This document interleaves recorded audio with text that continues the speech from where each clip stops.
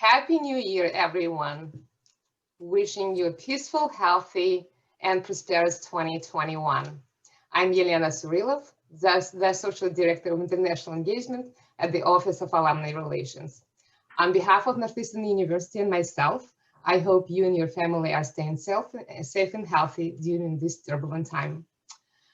Welcome to our fifth session on Raja Yoga meditation, brought to us by Brahma Kumari's World Spiritual University. Each session worked as a standalone experience or as a part of the whole series of 6 sessions, where participants explored the relationship with themselves, the others, and our rapidly changing world. Before I proceed to our official program, I would like to go a few housekeeping items. Please keep your microphones on mute and video off during the program. I would like to stress that the only way to ask your question is to type it in the Q&A section in the bottom of your screen. Please do not use the raise your hand function, as we are monitoring only Q&A section.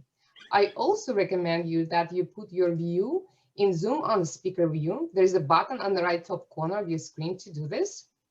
Without further ado, I would like to turn the microphone to our Istanbul community leader, Hilal Orhan, graduated from the Moore School of Business in 2003 with an MBA degree.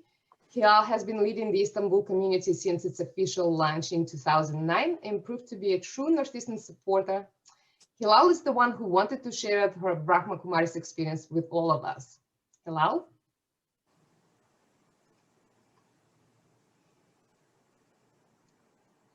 Yes, a very warm welcome from Turkey to everyone. On behalf of, as being both actually, on behalf of the Turkey Istanbul chapter, I would like to welcome everyone, but also thank you for inviting us to Brahma Kumari's World Spiritual University. I wish everyone a very healthy, happy year, as Yelena said. And thank you for the whole program, all the episodes, and thanks a lot. About the new year, I was looking back and kind of thinking over how my past year went by. And I noticed that, as well as some maybe daring, challenging situations, I left 2020 with a good feeling of stamina and contentment. It may sound maybe kind of different from what we have all experienced, because we know the daring situations, but in the face of difficulties, I noticed that the only resort and only strength is not outside, but in everyone's inside, within their reach. And that's the experience and the lesson I learned. Another lesson I learned is to rely on only one source, and the source that is reliable. That's the other thing I learned. And about newness, I would like to share a few things.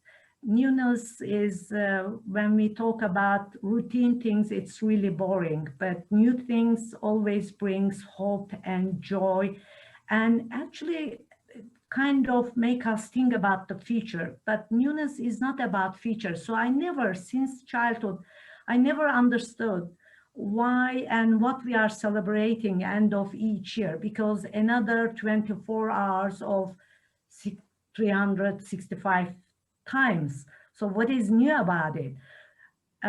For that reason, I would like to maybe share my feeling and wish to all the viewers, all the listeners, and to my alma mater, my husky buddies, the bannerists here.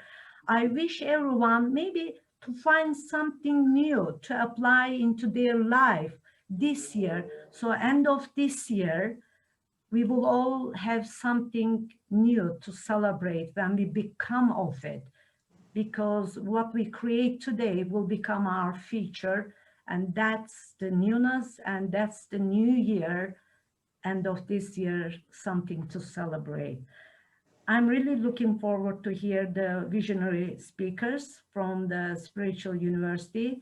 So I turn the mic to Philippa. Thank you. Over to you. Thank you very much indeed, Hilal, and thank you also to Yelena at the university headquarters in Boston. And a very warm welcome from me, Philippa Blackham. A special welcome to this, the first of our programs for 2021 in this collaboration between Northeastern University and the Brahma Kumaris.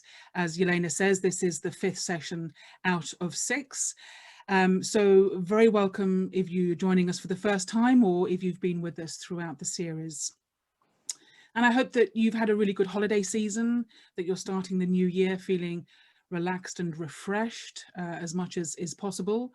And perhaps like other people, you've actually set a New Year's resolution for yourself.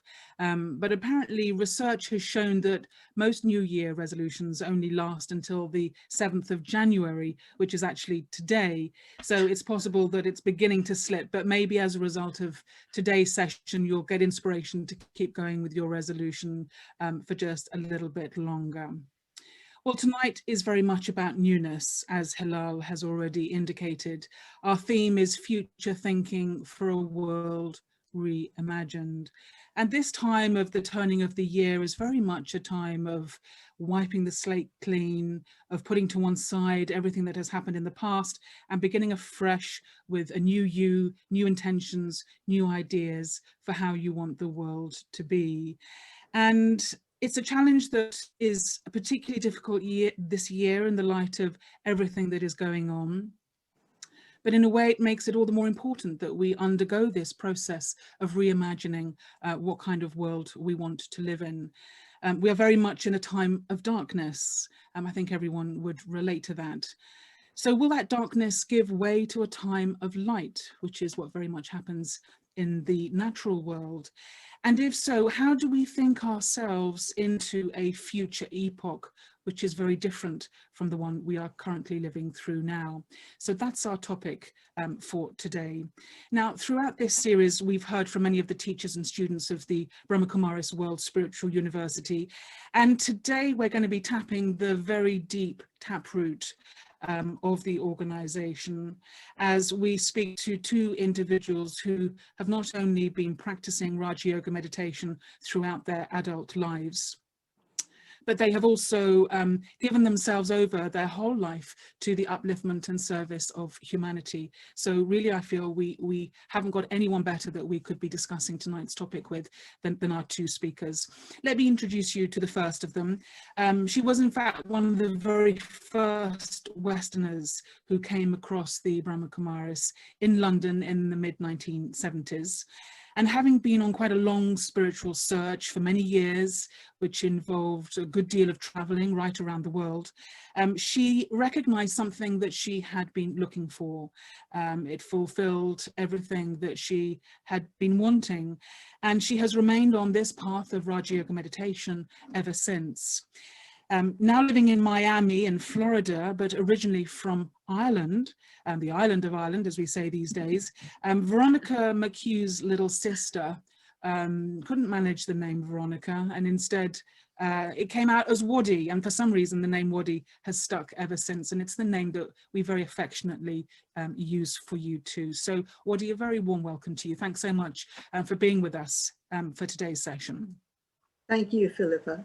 And I have to just mention briefly, it's great to have you. I have to just mention briefly what is going on in the US, because our thoughts around the world are very much with you, with what's been happening on Capitol Hill over the past 24 hours. What's the mood where you are in Miami? What are people making of it?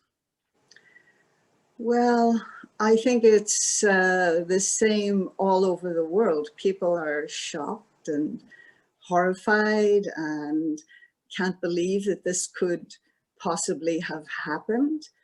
And yet it's almost like a climax of all the things that have happened over this past 4 years.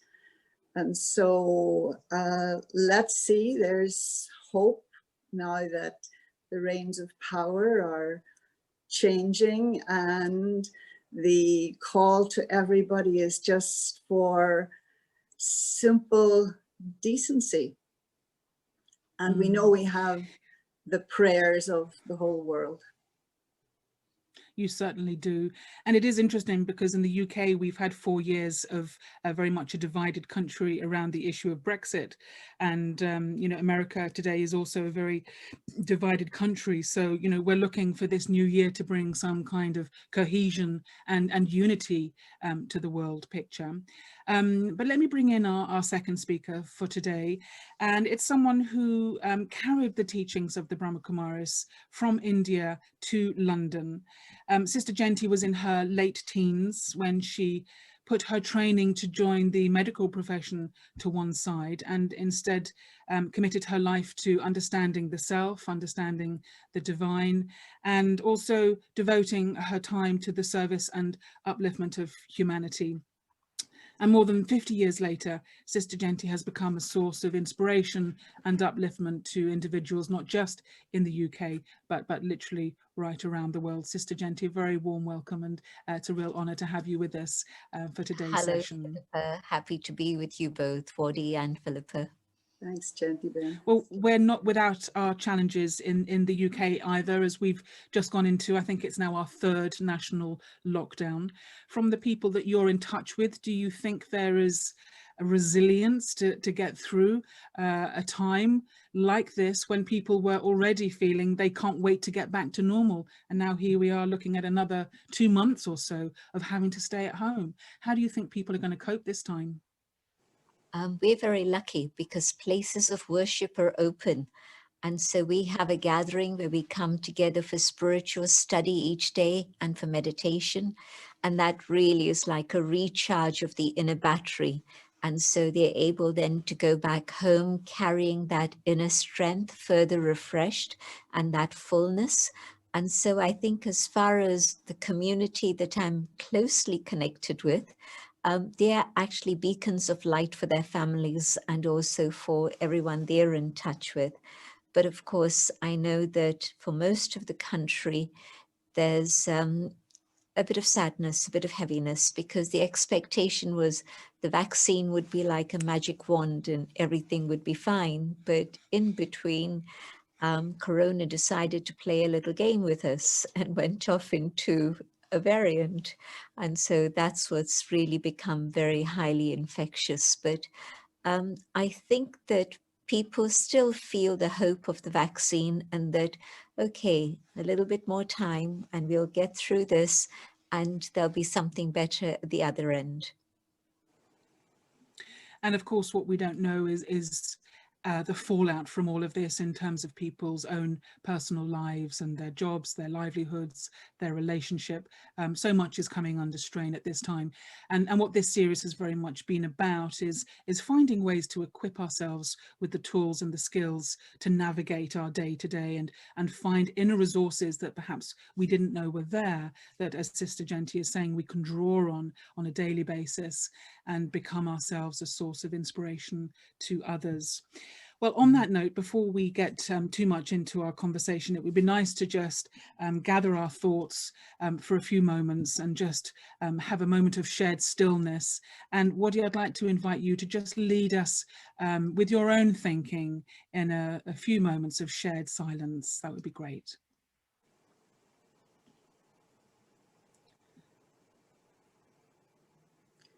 Perhaps before speaking to someone else, even on these big topics, I should speak to myself. Meditation. It's a longing, and it's an ever-present invitation.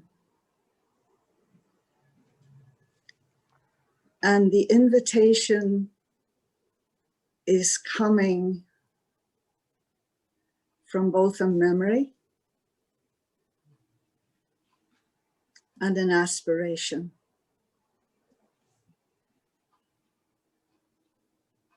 I want that portal into another realm, another way of seeing.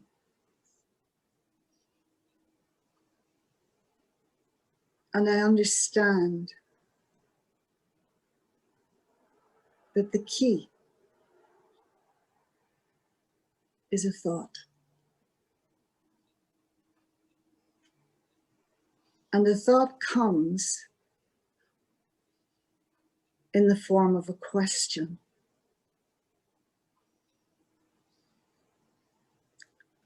Who am I?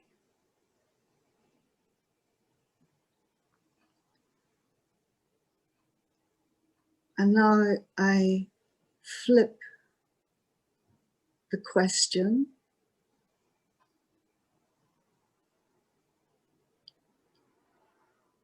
and simply emerge the thought, I am.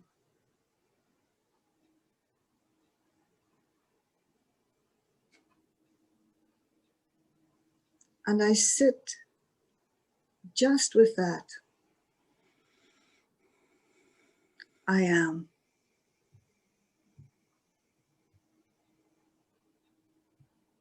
And the habit is to fill in the blank and thoughts emerge as if in little bubbles.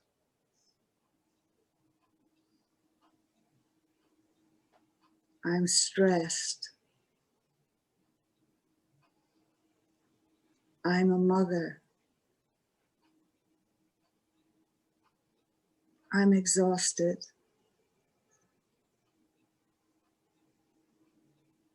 I am worried. I am the boss.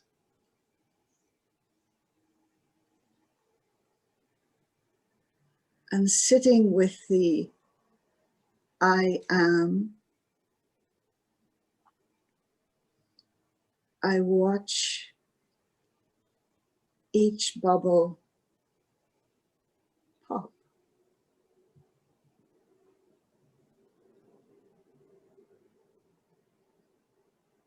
Intuitively knowing none of those are the answer.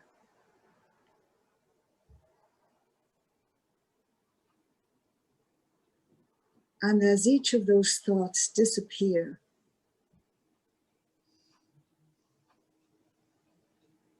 I feel more aligned with who I am.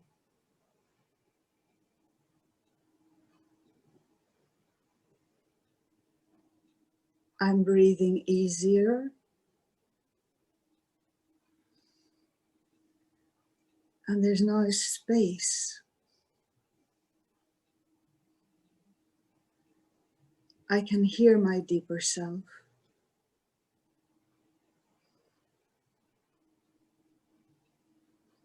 And it's simply telling me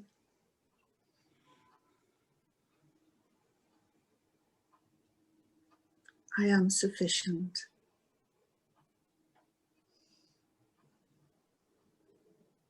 I am enough.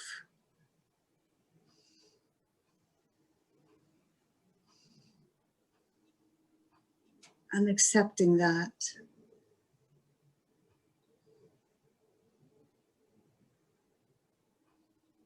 the light comes through.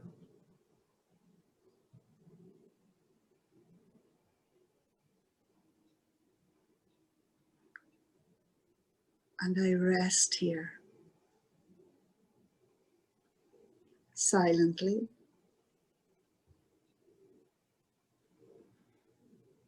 in stillness.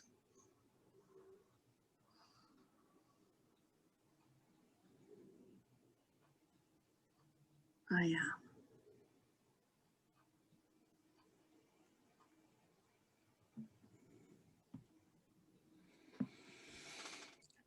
Thank you so much, Waddy. Your presence tells the story of the 45 years of meditation that you have done. Your presence is so stilling, and I love this idea of, in a way, it's like a little seed thought that we can come back to at any moment, this notion of I am. And as you indicated, those other labels that we give ourselves of being the boss, being whatever, in this current climate, we're seeing for ourselves how those labels almost overnight can be taken away from us. And what we come back to is I am.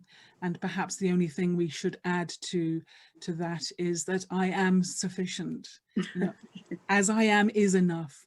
I love that idea. So Waddy, thank you so much for really grounding us into our place of being. That was really beautiful. Sister Jayanti, if I could come to you first. With the way the world is now, we're all of us looking to try and do our bit, to try and make a difference to the world around us.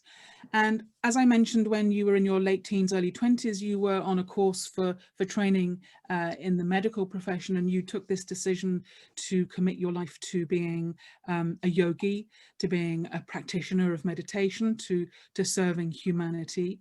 Why did you decide that was the right path for you? And have you managed to achieve what you had hoped by making that choice? Thank you for the question. I'd had many, many questions in my mind during my early teens. And by my mid-teens, I thought, well, I'm not getting answers to my questions, so I'd better set them aside and get on with life. But I found myself in India for a gap year, and the atmosphere, the vibration, something happened. And after a few months of being a tourist, I decided it was important to find the answers and find out about myself. And I was very, very fortunate. And I met a woman called Sr.Jayanti, who passed away this year, age 104, last year actually now. But a woman of incredible wisdom and great love and compassion. And I think all three of us know her pretty well. She spoke to me about conscience, and it opened up a whole door of exploration. And what I heard fascinated me, and the journey didn't stop. And do you feel that the decision to commit your life to one of meditation, to one of service, for anyone out there trying to decide how to spend their life and what can I do that's going to make the biggest difference, is that something that you would recommend? I'm not so sure that I would say, okay, make your decision in 6 weeks like I did. Me just about 6 weeks to make that decision. But of course, I'd known the Brahma Kumaris since I was a child because my mother, my grandmother were involved. So it wasn't such a strange situation for me. But yes, I think that I would certainly say explore meditation, go into that inner world to find out more about yourself and see where that takes you. And, you know, it's not possible to be like somebody else, but there's a certain path. And if you try moving along that path, maybe it will open up things inside of you that you hadn't realized before, as it did for me. But my decision was very fast. And to go back to your earlier part of the question, it was really something that I would say has been the best decision of the whole of my life. I wouldn't change that decision for a moment. There have been adventures, there have been challenges, there have been moments when I thought, well, how am I going to carry on? But somehow they all get resolved. And so to anybody else who's thinking about what shall I do with my life, definitely explore what's going on in your inner world and see where it takes you. And sure, your inner voice will be your guide, your guru, that will lead you to the right thing. I think this younger generation especially are thinking of how they can live a life that is going to make a difference. They don't want to just take, they want to give. And there are so many worthy causes out there that you can become involved with, so many pressing issues. It's hard to know which of them to give your time and attention to. So this is very interesting to hear from both of you that this was the path that you went down. And for you, Waddy, obviously it wasn't necessarily as obvious for you as it would have been for Sister Jayanti with her connections with India and with the organization since she was a child. You were just a regular Westerner, and you came across this path of meditation. And, you know, I can understand someone being touched and learning for a few years and then maybe moving on. But here we are 45 years later, and you're still finding that there's fulfillment for you. And presumably through your work, you are making the difference in the world that you're wanting to see. How would you describe your contribution through this life choice that you have made? Well, Philippa, you painted in a very rosy way. I won't say it was as easy as that. And there were many times when, in fact, for a long time after getting involved, not yet quite knowing that this was my destiny, if you like, or my ultimate path, there was many times when I thought, okay, I'll do this for another 6 months. I'll do it for another 6 months. I'll do it for another 6 months. And, you know, 5 years went by, 10 years went by, whatever else. And again, just going back a moment, I really like Sister Jayanti when she mentioned that the question was about conscience. And I would really like to know what was the answer that she got in relation to that, because it's something I've been thinking about. And, you know, a standard prayer during my growing up and or an idea was this examination of conscience, you know. And at the present time, it's more about an examination of consciousness that I think by which we can understand various things, and that will be helpful. So that the whole aspect of conscience, I would be curious, because I presume it was Daddy who responded to you and gave you the answer. But again, I feel, although there would have been a time before finding the Brahmakumaris in London, when I felt that I wanted to do something for the world, I didn't feel that I had any particular skills, didn't know what I could do, but I knew my life wasn't going to be a normal life. I knew it wasn't going to be about the marriage and the white picket fence and all of that. And it wasn't, I wanted something to do, but it wasn't about how much I was going to get paid for it or, you know, anything like that. And so then coming here, I found a means to be of service whilst investigating and understanding my own self. So there would almost seem to be an aspect of selfishness in it. Something someone said today that I like very much, and it's an old chestnut, and we all know it, that idea of think locally, act globally, but she was putting the locally in the context of one's own self. And so however your thinking is, however your consciousness is, it's almost like it is going to affect the whole, you know, in either good ways or bad ways.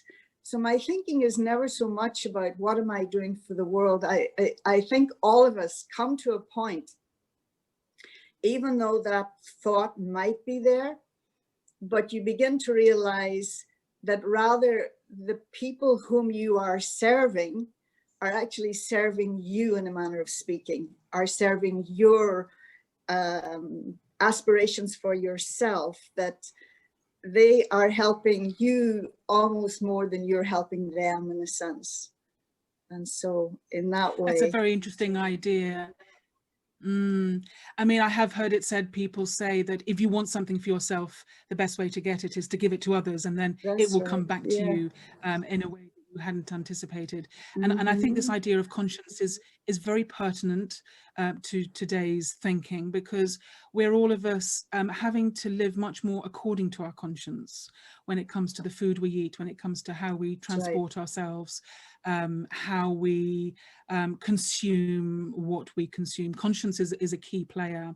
But Jayanti, if I could come to you with this idea that we are very much in a global emergency right now. I don't think that is too strong a way of putting it. It's a time of, you know, we have to evolve, or we have to face the consequences of not evolving. We have to recognize that it's a critical, pivotal time. And I wonder to what extent you think this global emergency is actually, or is also, a spiritual emergency. How much do you see it really being something about an impoverishment of the spirit that we're seeing reflected in the outer world? I see that the conditions of the world are the things that human beings have created. It's not something that's God-given or it just happened, but we've created the situation that we find ourselves in. And so if today we are looking around and we are seeing that there's crisis in every field of human endeavor, whether it's politics or economics or family life or religion, the environment, the list is infinite. But if we look around and we see all those crises, then I ask myself the question, well, what's the root cause? And I would say that it's the loss of human values. We've forgotten about the inner being, which carries values within itself.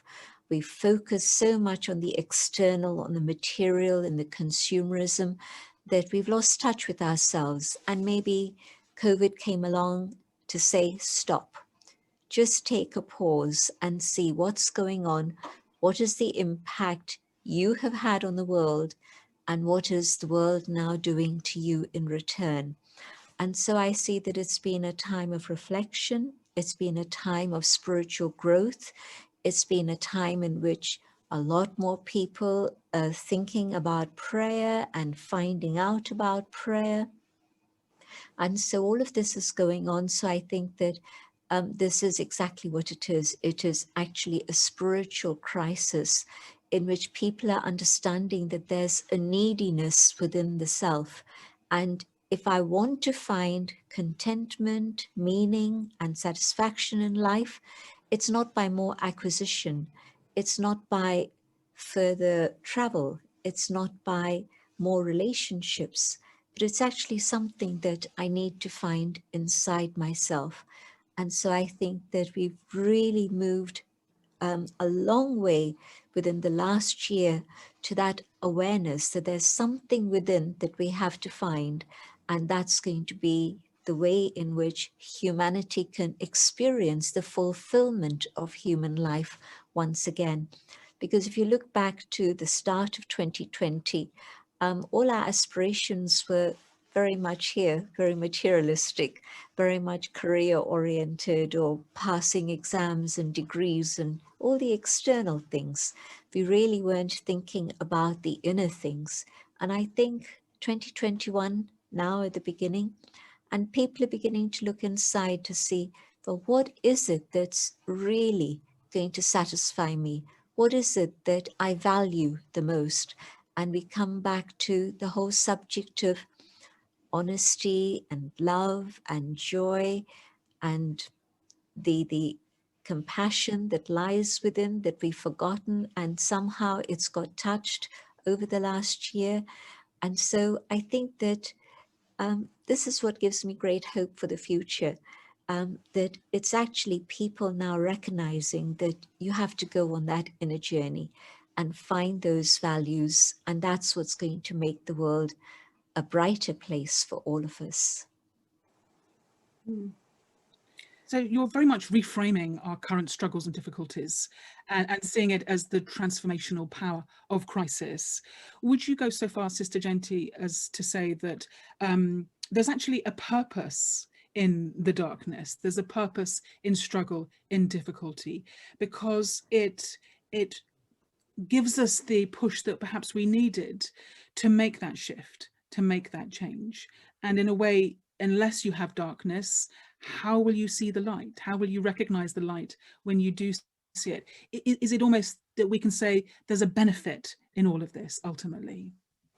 You know, there's a very traditional Eastern thought that says there's benefit in every single situation, benefit at every single moment.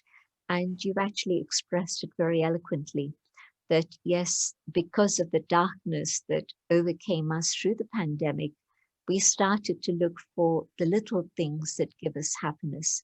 And we found joy with our family. We found joy in little things rather than thinking about big things. And so we found appreciation of all the different heroes who are working so hard and sustaining us in different ways, helping us, the frontline people in every country. So the backline people also, who were totally invisible and incognito, but we began to appreciate all of that. So the darkness brought that light, in which I know that in England, they used to applaud every, all the workers every Thursday night, I think it was. I was in India at the time. In Italy, they sang from their balconies and their windows. So in Spain, the same.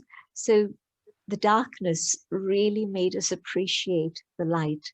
When we saw people of good heart and kindness do something for others, putting themselves in danger and working hard for others, we were able to appreciate that enormously. Yeah. So the darkness definitely serves a purpose and makes us look for the light. But what I would like to see is for people to really be aware that there's light inside in here. And if I can connect with myself a little bit in the way that Waddy was describing in the meditation, when I connect with myself and I find that there is that self-sufficiency, I am sufficient, then I think that light has been ignited. And so if the darkness has allowed me to find that inner light, many thanks. Yeah. We have to say thank you to the darkness. It's a little bit like a fever in the body which burns off the toxins which are making us ill. We can curse the fever, but it's actually doing its job within the system of the body. So that's another way of looking at it. Don't forget, wherever you're listening, you're able to join the conversation through writing a question on the Q&A. And we've had a question from Eleonora, who's talking about selfishness and greed and a lack of understanding the connectiveness of all life, the fact that we are all so interconnected, which is an interesting point. And Waddy, you've obviously spent many years supporting people through their own process of change and transformation. And I wonder if you recognize this aspect that we're talking about of a negative situation, something on the surface which might seem lamentable, but actually it can galvanize you into deeper questioning, deeper self-reflection. Has that been your experience with the people that you have worked with over these years? Yeah, not just with the people that I've worked with, but with my own self too. Yeah. I'm remembering that line from Leonard Cohen, there's a crack in everything. That's where the light gets in. But something that I have come to understand, and I'm not sure everybody will be in agreement with me, but looking at each one as souls, and each one has a destiny, each one has a part to play. They're integral to the whole drama, if you like. And that at some level, when we get beyond this aspect of blaming, whether the other or the situation, them, the political party, even God, then we come to understand that we have also set a path for ourselves, and that we have also created the challenges, because part of the purpose, as I see it, is about getting back to the starting place, getting back to that place that Sister Jayanti is talking about. And in order to get back there, there's going to be, you know, like the pilgrim or somebody on an odyssey, there have to be those challenges, and they don't come accidentally. There is something in the wisdom of my soul that calls this situation into being. And what I need to understand is that if it has called it into being, I really do have, although I'm not consciously aware of it, the wherewithal to deal with it. And so that in dealing with it, first in facing it, and then hopefully moving through it, that I'm ready for the next challenge. But you can choose just to sit with that one forever. You know, that's the choice that we have in the sense. The challenges are going to keep coming, that's for sure. The challenges will keep coming, but to know, and for me, this is something that helps me a lot. When the challenges come, then, as I say, the natural tendency is to blame somebody else or something else. But when I take responsibility and say that I orchestrated this challenge, when I make it mine, then it's like it gives me power to be able to look at it, first of all, differently, rather than just rail at it for its inconvenience or its hazards or whatever else. So a bit like with the darkness, we need to bow down to the challenge because it has come for a reason and it's there to be our teacher. So we've invited it in. So let's see what it's there to teach us. But Sister Jayanti, we've had this question from Eleonora about greed and selfishness. And I know that part of your way of seeing yourself and seeing your life is one of a life of service. And we're very much talking tonight about wanting to rethink the future, reimagine a future world. And I wonder for you what part service plays in changing our thinking about ourselves and about our fellow human beings and about the world in general. You know, is service, would you say service is love made visible? Would you see it as an offering of the heart? And how do you serve without expectation of return? Or what is your consciousness and understanding of this idea of service? When I decided to go on this journey, I also, a little bit like Waddy, had the thought that my life mustn't just be for my own comfort. It has to be for serving others. And I found that service was sharing my insights, but also helping within a community and doing whatever was part of that community. And I found that very, very satisfying to be part of the community and doing what I could on an external level, whether it was cleaning or cooking or whatever it may be. But of course, there was also then this very powerful thought that I had so many questions that I needed to resolve. And when I found that those big questions were answered, it gave me the impetus to be able to bring about change within myself and move forward. And I thought of all the people I knew who also had all the same questions. And so they would be looking for answers too. And so a very powerful motivation was, can I share these ideas with them so that then it'll help them have light in their darkness? And it was very interesting because after some time in India, I was asked to come back to London, where I'd been living with my parents anyway. So I came back to London and I realized that this idea of serving others was actually a fallacy.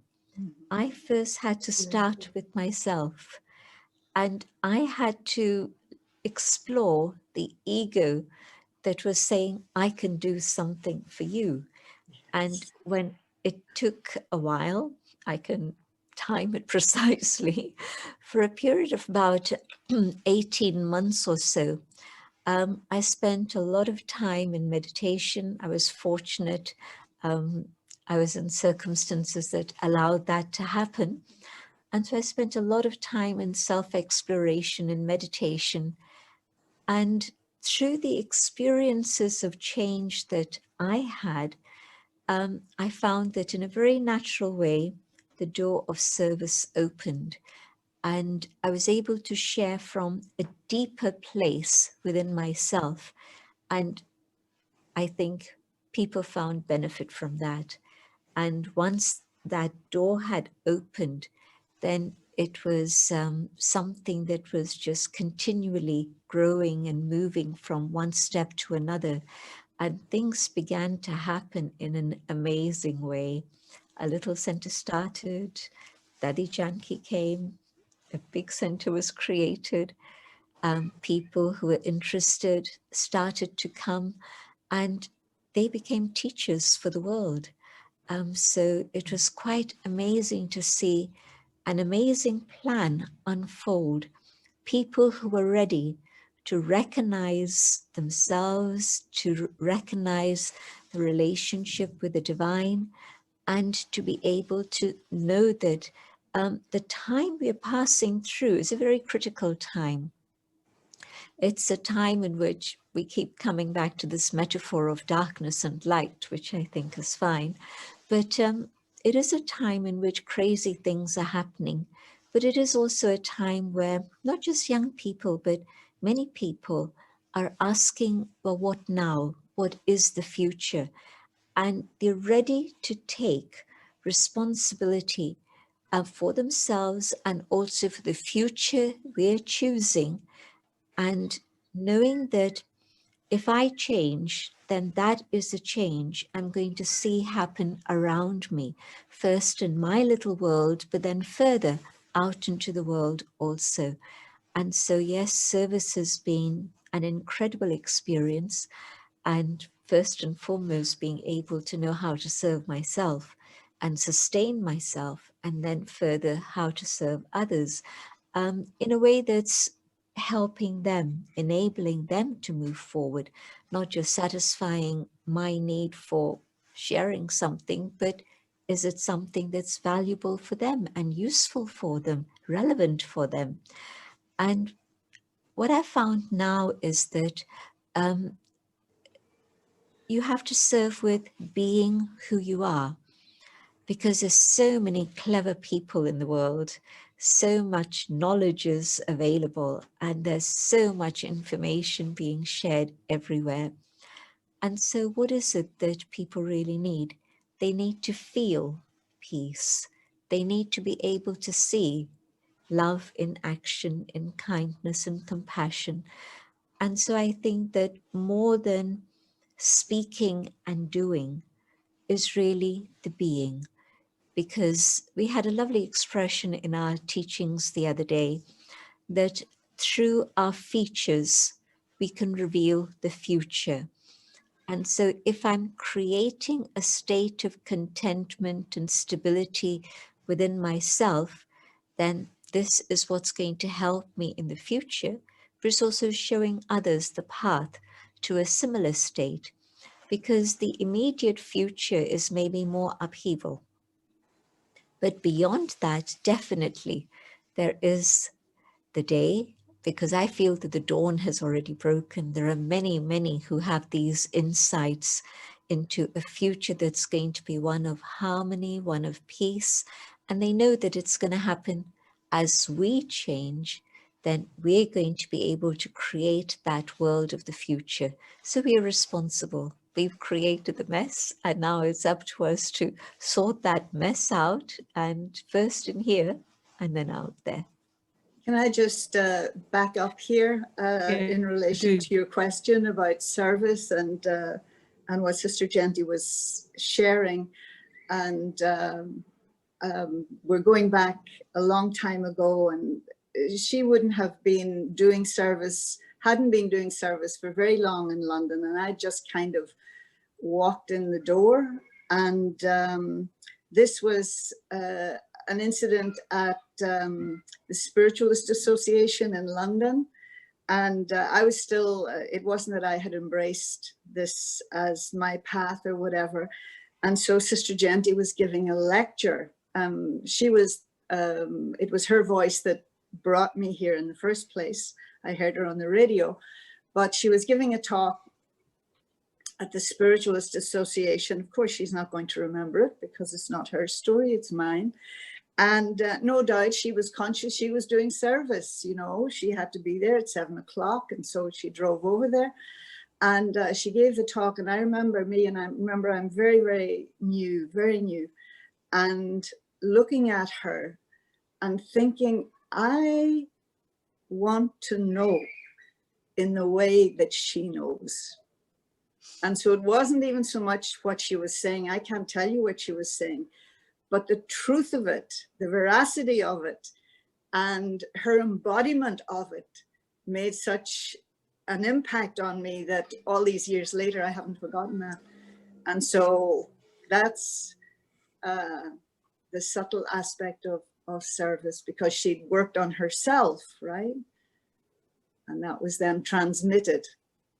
Now, I don't know if this is a good time, but I'd really like to touch on this aspect of one thing that the world really needs now is vision. And that in part, I suppose, stayed with the Brahma Kumaris because of a vision that was transmitted. And this is the month of January, and it happens to be the month when there is a lot of reflection on the man, his name was Dada Lakeraj, who established the Brahma Kumaris. And at the same time, another visionary who is also remembered at exactly the same time, his anniversary falls on the 18th of January too this year, and that is Dr. Martin Luther King. And both of them had a vision. And I was thinking, not least in relation to what just happened yesterday in our capital, that the foremost part of their vision in terms of that world, what they could see, was a world of nonviolence. And so not just the nonviolence that is the opposite of fighting and squabbling and what have you, but nonviolence that is love, that is respect, that is compassion, that is integrated with all of the best that is there in humanity.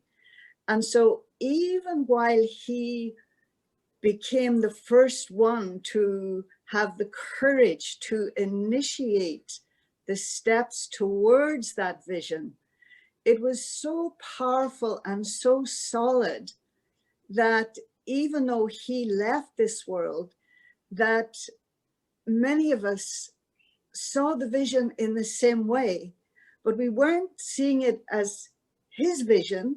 It then became our vision. And so the beauty of it is, it's not only is it a vision in terms of the future, but no less important, it's a memory, a deep, deep memory within the soul. And so that idea again of getting back to where we started. And so I think this is the thing that many, many people, that they're catching the vision, but then how to give them, help them with the tools. And I'm seeing for myself that, you know, on the one hand, you are making your own, you have your own disciplines and your own practice, etc. But I also feel that I am moving along in the wake of those who are just ahead of me. Now, I'm not talking about people who've necessarily died, but I'm talking about other adherents to truth and love, etc. And so whatever they have done, they're in their boat, but they have created a wake that makes it a little bit easier for me too. And then there are all those, my equals, who are, I won't get to meet them. I don't know them. They're in all parts of the world and they're doing their work, etc. But it's now like a combined energy, and it's like a kind of a groundswell, if you like, that I feel will eventually take us you know, over the line and into that world of non-violence and of peace. You speak so beautifully, Waddy, and obviously those messages have gone very deeply into your heart. And of course, we all of us stand on the shoulders of those who have gone before. And I think sometimes it takes a while for an idea to catch on, as you're saying, for it to then gather momentum. And then there is a time when that idea comes of age. And perhaps what we're seeing in the world now is many of these seeds that have been planted over the past decade or the past century even, they all seem to be coalescing around each other to create a real positive vision for how humanity can get through this period of darkness to a time beyond. And I'm loving what you're saying about we have to be the message. We have to become how we want the world to see. And in this age of fake news and so much falsehood, to find truth and recognize it when you see it it's not often that happens, but when you recognize it, you have to grab hold of it, because that will be an indication for your own way forwards. But what is talking about the power of vision? And in this month of January, of course, we're very much remembering the legacy and the vision of the founder, Dada Lekhraj, who became known as Brahma Baba. And his death was on the 18th of January, so January becomes a time to remember him. And I wonder, Sister Jayanti, if you could just share with us a little of the vision that he had, because he did very directly receive some actual visions, but he had in his heart a very strong feeling for the way humanity was going. I wonder if you could just share with us a little of what his vision was. He had a vision of light, and he understood that what he was seeing was an awareness of the divine, and that he had to connect not just with humans, but he had to connect with the source of light and love. He had a vision of perfection, a world that was completely perfect, and he could see that they were human, but it was as if it was humanity that had been raised to its highest potential, and the highest level of purity, of love and truth was visible. These beings, when they spoke, it was like poetry and music. And when they moved, it was like a dance. He saw humans and animals in harmony with nature and everyone working together, absolutely in a relationship that was filled with sweetness on all levels. He saw equality. Waddy, when you spoke about nonviolence and you were describing it so beautifully, I was aware that one of the more subtle aspects of nonviolence is also equality, so that there's no discrimination. And of course, the struggle is even today a huge struggle in terms of discrimination on all sorts of levels. But the vision that Brahma Baba saw was one of equality. And of course, in the 30s, men and women being equal, and especially in that area of India, which is Sindh. Today, that's become Pakistan. But that area was notorious for the second rate level of citizenship for women. They were really second-class citizens. And he did something very brave. He decided that he would have women as teachers and leaders of the organization. And it would be for men and women, but it would be leadership in the hands of women, which still continues till today. And it was amazing then, but the more strange thing is that here we are already in the 21st century, and we still haven't been able to manage it in most situations. And I think Brahma Kumaris must be the only organization open to men and women, where it's women as leaders by constitution. And so, you know, you have convents and places where there are women, but then there could be a woman in charge of that, but a place that's open for men and women. So, and what he did was, again, quite amazing. He set up a trust of the young women who had come to him, and some families had come, some young women had come, a lot of young women, some elderly women, but some children, women came with their children and husbands also. So it was a mixed community, but a majority were women.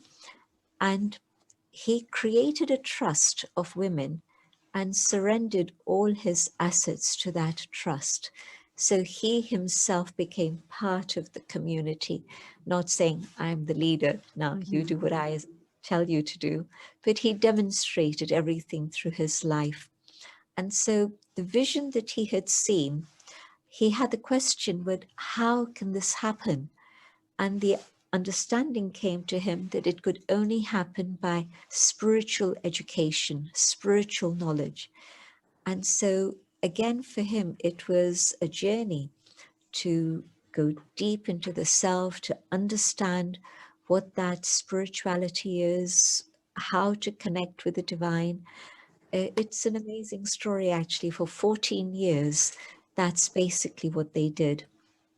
They created a community that was self-sustaining, and there was the Second World War going on one side. There was a partition war that started soon after that. And through all of that, they just held the peace and sent out those vibrations to be able to bring back peace into the world. And so 14 years of intense meditation and exploring the laboratory of your own mind. Now that was quite something.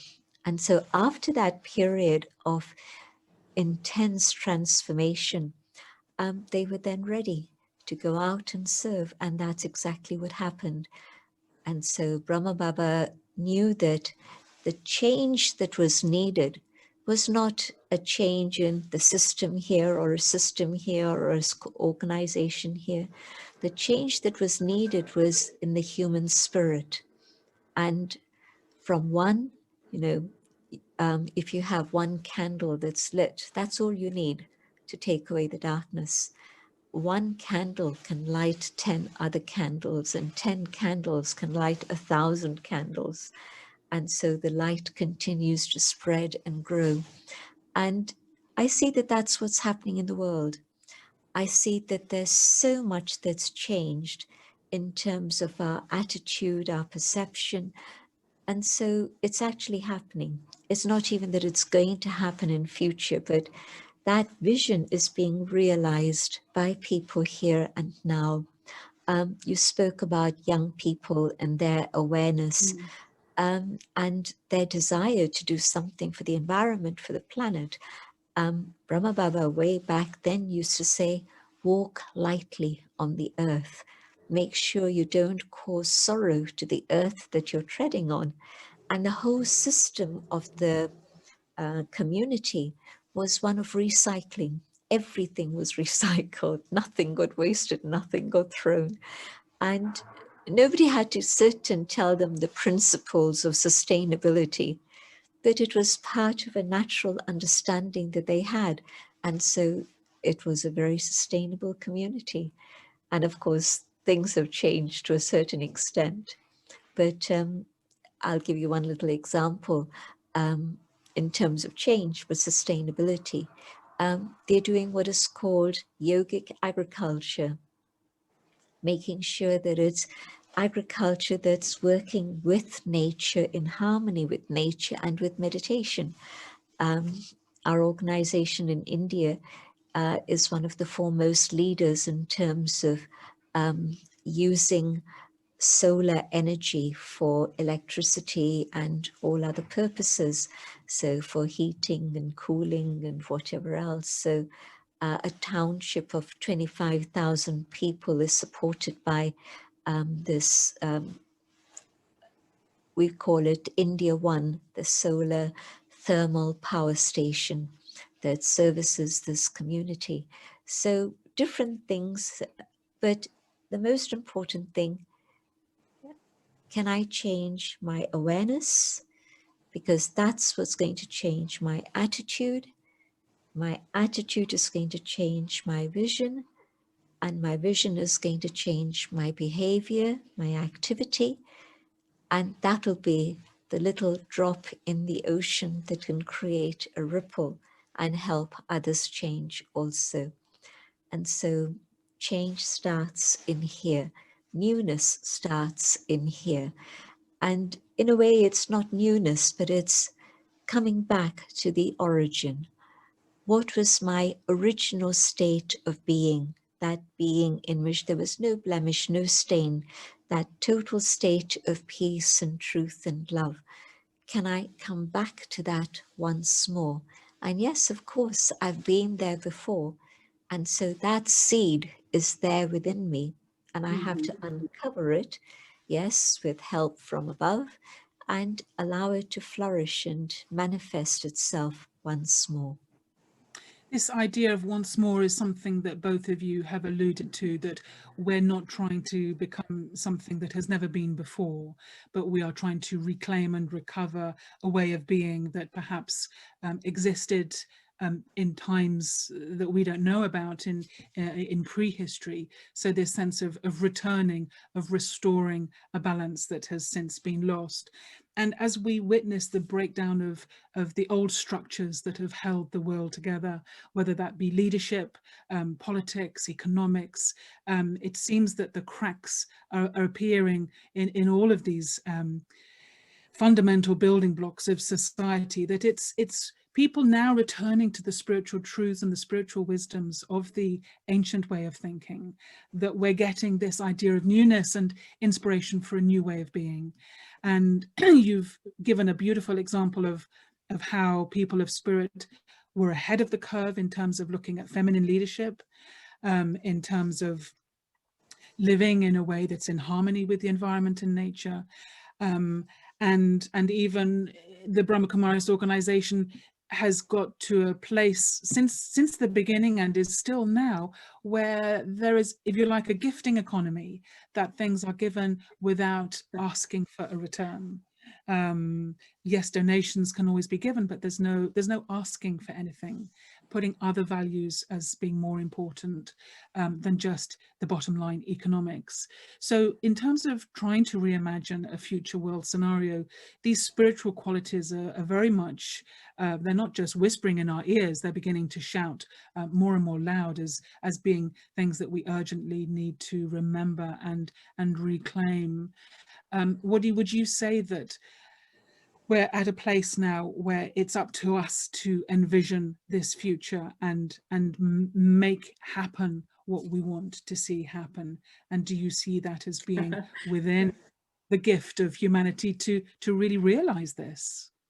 It's like something Daddy Janky would often respond, you know, well, if not us, then who? You know, and you mentioned like a gift-giving culture. I had a little boy here a few weeks ago, and about 6 years old, and he was telling me that he's now in a gifted class at school. And he couldn't tell me what exactly that meant, but he knew he was in the gifted class. And of course, it wasn't that he had done anything. He just started school, more or less. But what was seen was the potential. And on the basis of that potential, those who were wiser than he, older than he, teachers, put him in that stream. And so I think it's a little bit the same in terms of the world at present. If you consider yourself, if you're here in the first place, you know, this is a very momentous time that we're in. And whether you see it in terms of it being auspicious or a disaster, you know, such as your consciousness, and that can shift from to where you can come over to the side of seeing it as auspicious. And so none of us necessarily come with any qualities, but every single one of us has potential. And my sense is that the universe, you can call it God if you like, it wouldn't necessarily be the word I would choose, but that it has faith in our potential, and that the destiny has to play out. Destiny has to fulfill itself. Creation has to fulfill itself. And so some look and they see an end, and others look and they see a beginning. And so, yes, of course, I do believe that it's in the hands of all of us. And it's as basic as deciding whether you're with the construction crew or the demolition crew, you know, because both are needed. You know, the old has to be totally dismantled in a kind of a way to, just like, again, you know, the shell has to crack in order for the little chick to emerge, for the new thing to emerge. And so, yes, that feeling of, at the present time, that of the potential for each one of us to be a contributor, that you find that you have resources that you didn't know. And like Sister Jayanti was saying, that, you know, maybe when we first come to this and we hear about the possibility of this new era, that it's like a dream, you know, okay, it's somebody's dream, somebody's imagination. But gradually, as you evolve, let me say, through spiritual study, meditation, good works, whatever, then there's something that happens within you, in that the old consciousness is erased to some degree or softened, and that you find that you're coming closer to what actually is the vision, that it's not so far removed. And the thing that Sister Jayanti mentioned, which for me is so important, is this idea of equality. It's not that we're all the same, but this nature of, and that's why I think in part I associate myself with the essential teachings here, is that the philosophy, the way of seeing things, it suits me. It suits my idea and my aspirations for my own self. And I think for many, many more people now too. In a way, it's about having hope, isn't it? And in this world of hopelessness, we all need to find something that we can have hope in.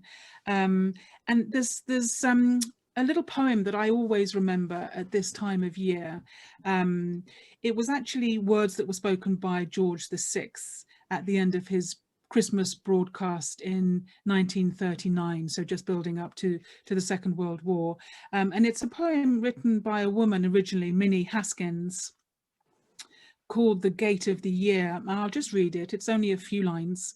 I said to the man who stood at the gate of the year, "Give me a light that I may tread safely into the unknown." And he replied, "Go out into the darkness and put your hand into the hand of God. That shall be to you better than light and safer than a known way. May that almighty hand guide and uphold us all." And this lovely idea of putting your hand into the hand of God, or the hand of the divine, or however you see this presence of love in the universe. And I wonder for you, Sister Jayanti, how much that rings true for you, that no matter what we see going on around us now and in the months to come, that there is an element of placing your hand into the hand of the divine, and that will be a light and a guide for you going forwards. How much do you resonate with that? I would say that maybe it was that experience that gave me this crazy idea that, yes, my life can be one of surrender to God and of service to humanity, because I would never, ever have spoken in that way even a year earlier. But somehow the experience that I had in meditation was of the connection with that being of total love and benevolence, the being of absolute truth. And as I experienced that, then I knew that this is the life I wanted to have, and this is the experience I wanted to have others experience too. So the word service is actually what I would like is for people to experience their hand in God's hand and the experience of God's love. That really is for me what is service. And yes, each one plays their part in a different way to make that happen, but that is what service is really all about. And so yes, it was a very different transition, a very sudden transition in my life, but I was able to do it. And it happened because I could experience that I was putting my hand in God's hand, or rather that he had taken my hand and was leading me. And that is what has carried me through these years. And as you can imagine, there's never anything that happens without a challenge. And of course, the biggest challenges are the challenges you carry within yourself. And as you discover more and more about the iceberg that's hidden inside that you had no idea of, you see things that you hadn't expected. But you also come across things that you didn't expect in external situations and circumstances.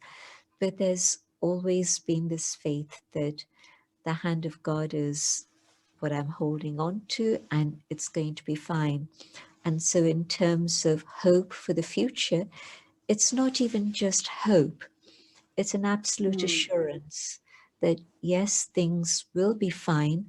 And as we emerge, the goodness that lies in every human being, I'm convinced of that absolutely, that there is goodness in every human being. And as we learn to touch into that and express it and emerge it, we're going to be able to together create that sort of future. Beautifully put. I mean, there's not much more we can add to that really, Waddy, is there? But, you know, for many people, they feel that, you know, the divine presence has well and truly exited stage right, pursued by a bear, because, you know, how could everything that's happening in the world, that's so much suffering, be happening if there were a divine loving presence? And that can sometimes be a hard one to answer. And yet, as Sister Jayanti is saying, despite that, there is hope, there is a plan, there is a future, and we shouldn't give up believing in that. Would you agree with that? Yeah, I always liked what when someone was asked, there's a book by this title, I've forgotten the rabbi's name, but why do, you know, and of course, coming from a Jewish perspective, the horrors, you know, of Nazi Germany and so on. And that's only one of the things that happened to them. But the question, why do bad things happen to good people? And the very simple answer was so that they could be better, you know.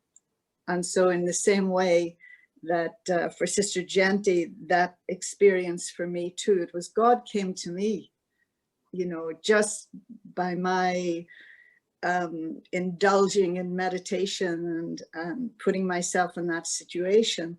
And the essential experience was of bliss. And yes, that changed everything because it was beyond my thoughts for myself, could never have imagined it. But then over the years, and it continues, it has been about this coming to know God. And not only knowing God in terms of who he, she is, but also no less importantly, knowing what God is not. And so then you don't have expectations because you know this is not the domain of God. This is not the business of God, not the role of God. And so you can't be disappointed or say, well, why did he let this happen? Or why did he let that happen? It is absolutely unfolding, knowing that a part of God is the dispassionate observer, if you like, but even whilst being that is constantly with great love teaching us, demonstrating to us how we can, you know, grow, uplift ourselves and others, even to the point where, you know what one of the amazing visions is for that new place, that it's almost like as if that divine energy will have done such a marvelous job on bringing the human children into that experience of their divinity, that he can exit stage left for a period of time. In other words, that we come into the fullness of our own divinity, which is what any parent would want for their child, for them to be in the fullness of their happiness and their capacity and their well-being. Great. Yeah. So all of this is about us reaching our full potential. Yes. As incredible human beings that we are. We're going to have our closing meditation now, and I'd like to invite Sister Jayanti to lead us in that. But before we do, there's a very touching daily practice that the Brahma Kumaris do, which is worldwide. People awaken early in the morning and they sit with this vision of a beautiful new future world that you have so eloquently laid out before us. And in a way, it's sitting with not just the thought of it, but the desire to bring that into our own being and for us to become that. And when enough of us are really radiating that frequency of newness, of a brighter future, that we will collectively tip the balance, and we will see that in reality in the world. Why is the early morning time so precious for experiencing this vision of the new world that you have laid out?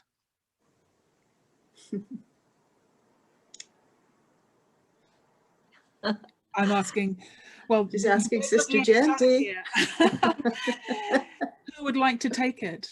There's obviously something important about it, and I just wonder, in a few words, if you could share what, for anybody listening today, if they want to really touch into these qualities that we've been talking about, that there is something special about the early morning that we can experience that.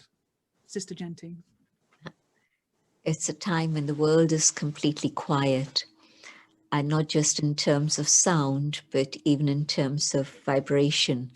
And so the vast majority are asleep, and just a few are awake. And if they are awake, they're probably thinking about prayer, they're thinking about meditation. So those vibrations are really the highest vibrations. And so to be able to prepare yourself for the whole day, which is what it is, by having that quiet time with yourself and with the divine, is a very precious treasure. And so, yes, try it and experiment with it and see what happens for yourself. It could be that that's the thing that makes the real difference, that, if collectively we can really dedicate some time each day to envisioning a better world, that we will at some point realize that as a practical reality. And so, Sister Jayanti, if I could invite you to just lead us in our closing meditation. And I feel like we're kind of in meditation anyway, as we've been talking about such beautiful qualities of the divine. But just for a few moments, let's just share together some moments of this beautiful feeling that we've created in our session today. Sitting quietly, connecting with the inner being that I am,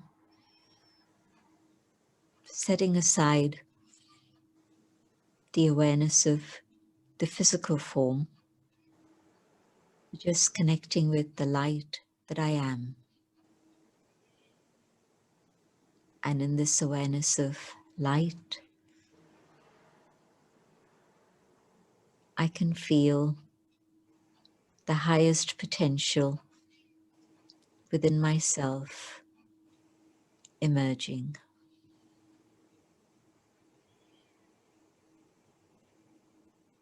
There is love, there is peace, there is truth.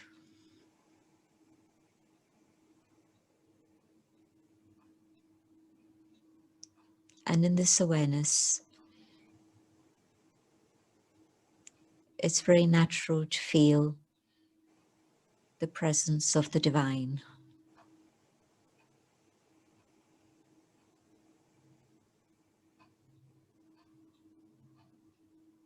And as I connect with the source of love, the love that was there within me is able to unfold and blossom.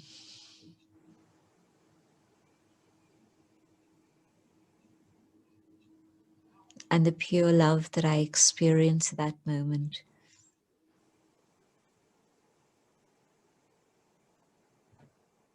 is love not only for the divine and from the divine, but it's inclusive. It's a love that extends to my entire human family.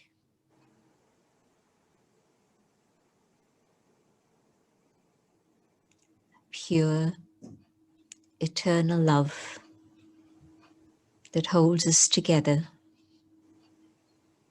as one family.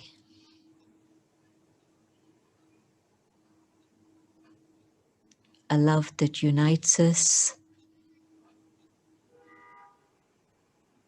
A love that holds us together with trust in each other.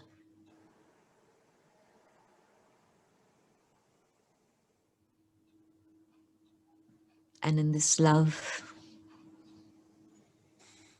there is total peace. A state of peace in which there is acceptance without conditions. A state of equality, of recognition and respect for each one.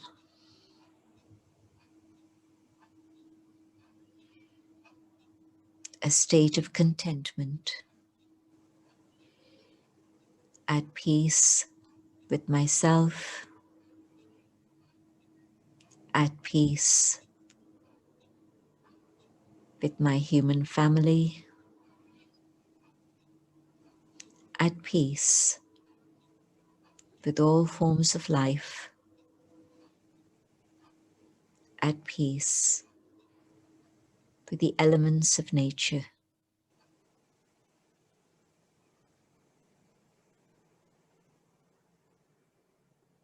Filled with love and peace, I move closer to the state of truth. And yes, I hold a vision of a world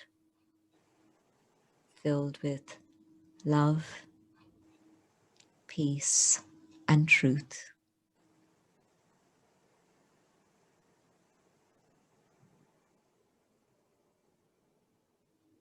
Om Shanti, peace.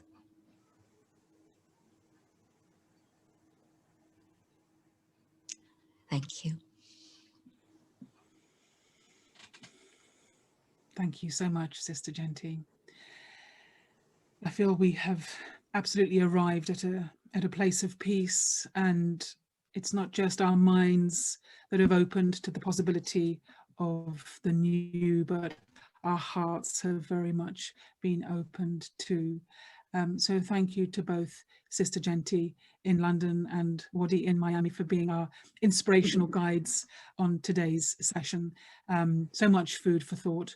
And I know Elena is going to be making recordings available for you to listen through to again at your leisure. In our concluding session on the 21st of January, we're going to be diving deeper into this experience of meditation when we're joined by 3 different meditators. We're also going to have a guest speaker from Northeastern University, a professor of psychology, who's going to be sharing with us the experiments that she has done, which very much prove the power of thought and the power of intention in creating this new world that we have been talking about in tonight's session. But there we have to leave it for today.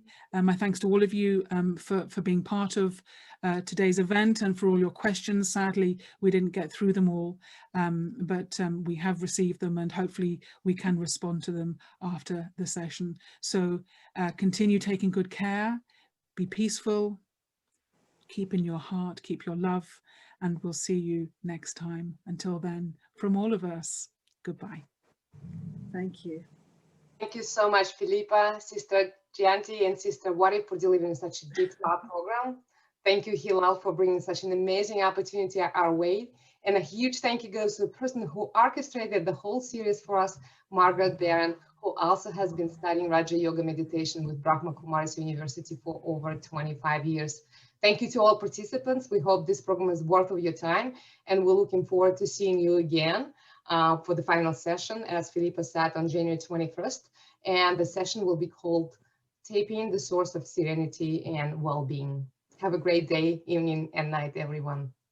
Thank you. Thank you.